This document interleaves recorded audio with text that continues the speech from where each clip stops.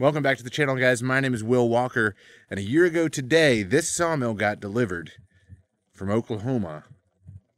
And if you're wondering if you should buy a sawmill like this, the answer is no. Let me tell you why.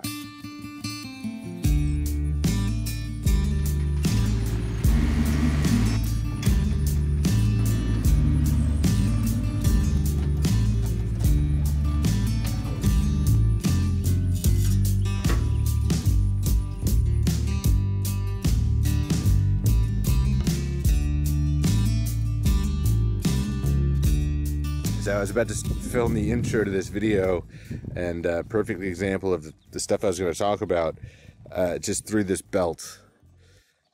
So there you go. So what we have here is a bandsaw mill. It's got 48-inch capacity across the width or the throat of the mill.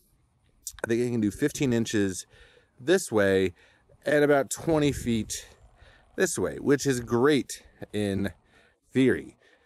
The motor on it is a 999cc, which puts out about 35 horsepower.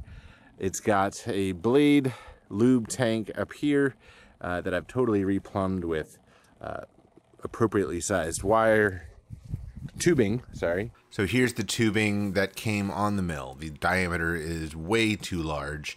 There was no nozzle on the end. It was just kind of haphazardly pointed towards the blade like a garden hose. And you would leak out probably multiple gallons per minute. Just really, really inefficient and unprofessional looking. And then outfitted with a more sophisticated blade lube. But we are getting ahead of ourselves. Let's rewind a bit. You might remember a while back I said I had started a lumber business and would be getting a bigger mill soon. Outside, and I'm about to upgrade to a larger mill with even more capacity. Well, I was looking very hard at the used market to no avail, and I called all the big names in bandsaw mills like Wood-Mizer, Timber King, Cooks, Easy Boardwalk, and others that had models that had the capacity I was looking for and also in my budget, but I was getting quoted wait times of 70+ weeks. I took to one of the Facebook buy-sell groups I'm a part of to see if there were any other mill companies I hadn't thought of. A lot of people suggested I make my own mill, which was an idea, but the last thing I needed was another big project. But then a guy going under the handle US Sawmills chimed in saying to give their company a call and that they make mills and deliver them all across the US. So I gave him a call. On the phone, this guy Shawn said all the right words. A 48-inch width cut, 20 feet long, power up and down, and forward and back. I could get whatever size engine I wanted to, so I went with the 35 horse gas that he started making mills for himself when he ran into the same problem I did, and that's what spurred his business. Not a lot of bells and whistles, no hydraulics, and that was fine because I was already used to a manual mill. I knew what that entailed. The kicker was that his wait time was about 1 month, and he would deliver it to Virginia from Oklahoma straight to my mill site. Included was a full-day course on how to use his mill, as well as a 5-year warranty to cover craftsmanship and even the engine, which is why he said that he chose to use these Duramax motors, because of the 5-year warranty. And if I had any problems, he was just one phone call away. He got me. I was very intrigued by his particular brand of snake oil. Oh, and one last thing is that he changed the name of his business from US Sawmills to Cedar Sawmill. Delivery date, July 12th, 2023. Delivery was supposed to happen on the 11th, but Shawn said they were having some weather in their part of the country and asked if we could delay a day. Sure, no worries, I said. We took the extra day and prepped and graded an area that would be our mill site, ready for the next day's delivery. They were supposed to arrive late morning on the 12th. Shawn let me know they were having vehicle issues. Apparently on the road, they stopped for fuel and put gasoline into their diesel truck, and had to siphon it all out so they didn't ruin their engine. It was around 4 p.m. on the 12th, and Shawn and another passenger show up with the sawmill in tow. We eagerly greeted him as he got out of the truck. He starts walking around the mill, putting down what he calls the stabilizers, then unhooks the mill from his truck. He casually walks around the mill and starts hooking some tubing up to the lube tank, saying he had to borrow the tubing to siphon the gas out of his truck the night before. We loaded an 18-inch diameter chestnut oak onto the mill. This is a fairly common sized log and species in my area, and I told Shawn this was the type of wood that I'd be cutting, and that a 7-degree blade would be my go-to general purpose blade of choice. During his travel days, Shawn had asked if I could pay the remainder in cash on delivery to help with the travel expenses on the way back, which seemed reasonable at the time. While we were setting up the mill, conversations about working in remote locations had started, and how one time he was held up at gunpoint at a mill delivery, which led to him suggesting that he had some firearms in his vehicle for safety in case of such an event. I forgot to mention at this point I had paid him a 50% deposit to get started on the mill. With the talks of rural sites and sawmill standoffs, I wasn't about to put myself in a situation that could be avoided, especially since I'm a husband and father of 2, and we had settled the money portion upon his arrival, which I regret. He goes to start the mill for the first time for a demonstration, and the engine just makes sort of a ka-chunk sound. Shawn states it's too much back pressure built up, and tries a few more times before we end up jump-starting the engine. Will from 2024 here. So after a year of use, we realized that those batteries just drain on that engine to the point that we keep extra batteries and we just rotate them through a trickle charger, which is really inconvenient. And some other people have reviewed this same engine saying that theirs came with a damaged charging circuit, which could certainly explain why the electric start would drain the battery and not recharge itself over a full day's use under gas power. The starting of the engine. The movement of the belts and wheels clamoring as the blade comes up to speed. A series of sharp, loud, metallic impact sounds. It's the impact of the arm that holds an idler pulley to keep tension on the blade, crashing into a crudely welded-on stop block that is painted another color and is obviously an afterthought welded on after the mill was painted, leading me to believe that things weren't running right before they left the shop, and this was a quick fix. It was time to make the initial cut, what I had been waiting for eagerly. With the engine steadily turning at around 2200 RPMs, Shawn eases the blade into the log to take the cap slab off the log. The first cut is wavy. The blade dipped and dived all throughout the cut, leaving a less than flat surface. Well, my disappointment must have been showing because Shawn immediately says, dull blade, let me swap it out. We've been cutting a ton testing this thing before we brought it out to you. So he puts on a new blade, takes another cut, and it's slightly better, but still not great. Well, it's getting late. I'd like to get on down the road. I've driven halfway across the country.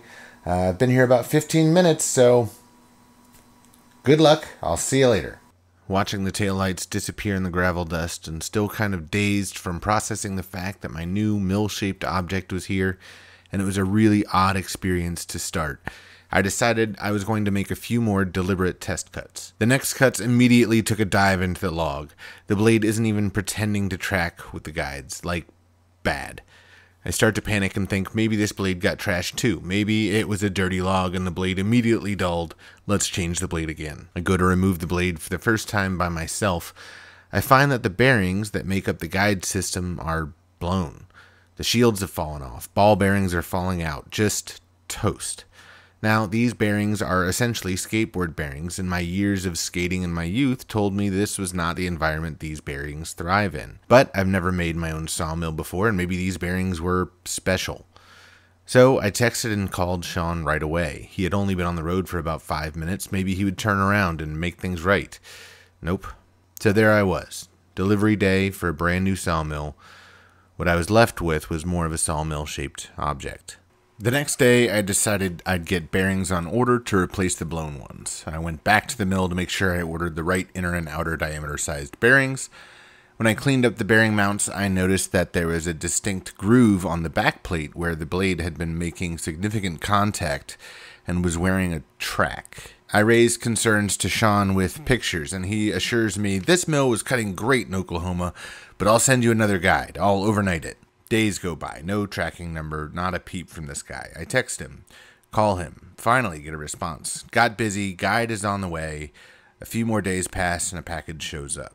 It's one set of guide mounts on a post, no bearings except the V bearing that's supposed to act as a thrust bearing. Aside from not including any of the roller bearings that blew up in the first place, the fabrication on this piece of metal in my hand is really sloppy. There's a piece of weld slag on the V bearing stopping it from spinning at all. I grind the slag off, then realize the posts on these guides are a different ID for the bearings I'd ordered to fix the other guide. Order new bearings to fit. Those come in. I go to put the new guide on, and the thrust bearing doesn't even come close to touching the blade. Another text phone call. I'll send another. This one, the post is too short and doesn't even clear the bottom of the band wheel. So I do some surgery in my shop and weld on an extension. Now it's long enough, but it's still pigeon pooped enough the blade is rubbing on the welds. Now I'm getting really frustrated, so I fabricated my own set of guides on the same principles as his guides, blinded by frustration. My guides are done and installed. I go to make a cut. The first cut was better yet, but still not to my standards. It was cutting boards of uneven thickness. Over a 12-foot span, thickness would vary by ½ an inch. That might not seem like a lot, but imagine a board that is 1 inch at either end and an 1.5 inches in the middle. A board like that doesn't work well in a planer. It's well outside of the lumber grading standards according to the National Hardwood Lumber Association's grade handbook, and that lumber would fall under cull. Even though the guides I had made were doing better in that the welds were clean and nothing was rubbing, the skateboard bearings that I thought shouldn't hold up didn't. I was replacing bearings every few cuts, and every time a bearing blew, it would let the blade wander up or down and ruin the cut as well. The more time I spent around this brand new mill, the worse it got. The harder I looked, the more things I found that were completely unacceptable. Chasing down the uneven thickness, the problem was repeatable, leading me to pull a string line on the bed of the mill. There was a huge belly in the log deck, with the high points directly over the axle. You could see it with the naked eye. Another phone call. "Are you leveling the mill with the outriggers?" he asks. Now, that was another thing I'd noticed in the short time I'd had the mill, was the steel he used was about the same wall thickness as a tin can, and I'm only slightly exaggerating. This is the steel he used for the outriggers. Those dents and dings are from the bolts that are supposed to lock them in position. For those with little experience with metal fabrication, this is not structural wall thickness, and I wouldn't sit on a park bench made of this stuff, let alone put a 3,000-pound log on it. And here they lay, never to be used again, because they can't support the weight of anything.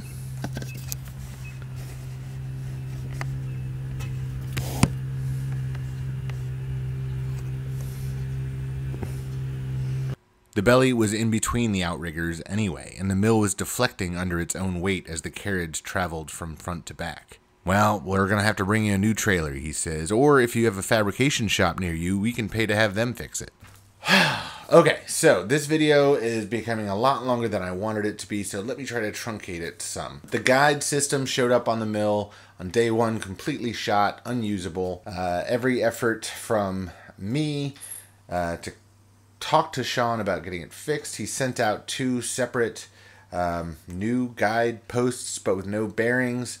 And they were just wrong in every way, period. There was a belly in the deck of the trailer that Shawn originally said that he would either fix it by welding a new trailer and bringing it back out to Virginia from Oklahoma, which is a 2-day drive, or to have somebody local to me fix it and he would pay for it, which when he got the quote for how much it was going to cost, he refused. Another thing that was wrong with the mill is the blade speed. The surface feet per minute of the tips of the bandsaw blade should be between around 5,000 and 5,500, somewhere in there.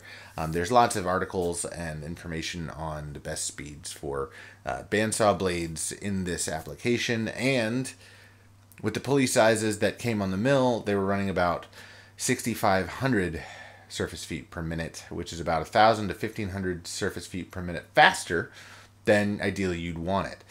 So that was another thing. So Shawn had done nothing. Cedar Sawmill has done nothing to this day, a year later, to actually fix anything or honor any sort of warranty on this mill. So I threatened to take him to court. He kind of laughed at me, so I took him to court, and I won because he didn't show, so I get a default judgment.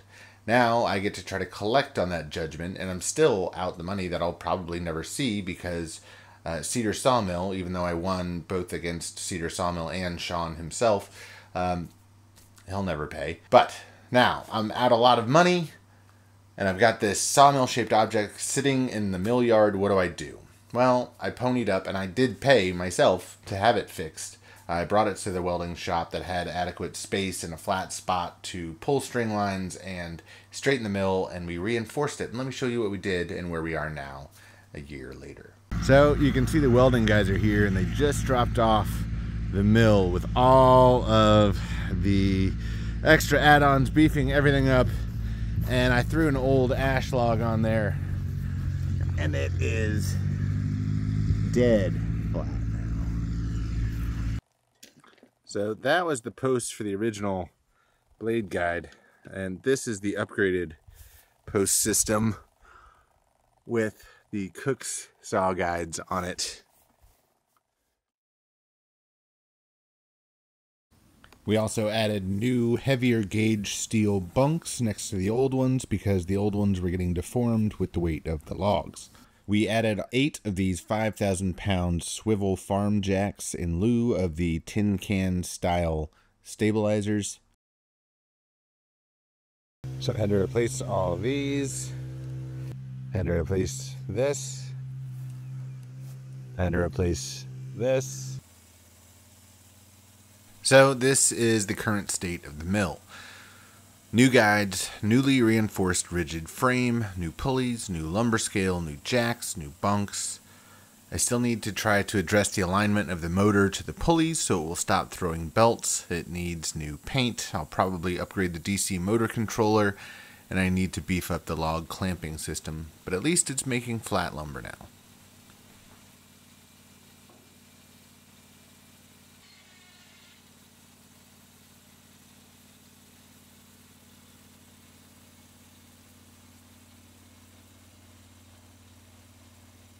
So, I really didn't want to make this video. I was hoping that we could amicably figure it out between Shawn and I and Cedar Sawmill, but he's a crook. He took my money and ran. He delivered a sawmill-shaped object that never cut a single sellable board from day one. And I had to put a lot of time and effort and more money and custom fabrication and parts and labor and outfitting the guides with retrofit Cook's guide system, which have been great, but they aren't cheap either. So this video isn't just made to complain, it's to warn you. If you're thinking about buying a Cedar Sawmill, this has been my experience, and I'm not the only one. There have been others that have reached out to me that knew that I had a Cedar Sawmill and should they buy one.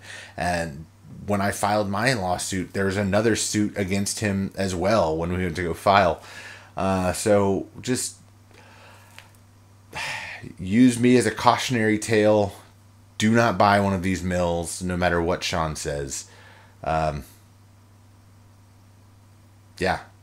but welcome back. It's been a year since I've talked to you guys, and I wanted to get this video out of the way to show you kind of what I've been up to, and now I can get back to being on this platform and to talking to you guys and to sharing with you guys. And hopefully, now that the mill's fixed, you guys will see all the fun, awesome stuff coming off of that. And until next time, guys, my name is Will Walker. This is the William Walker Company. Stay safe. See you guys real soon. Thanks for watching.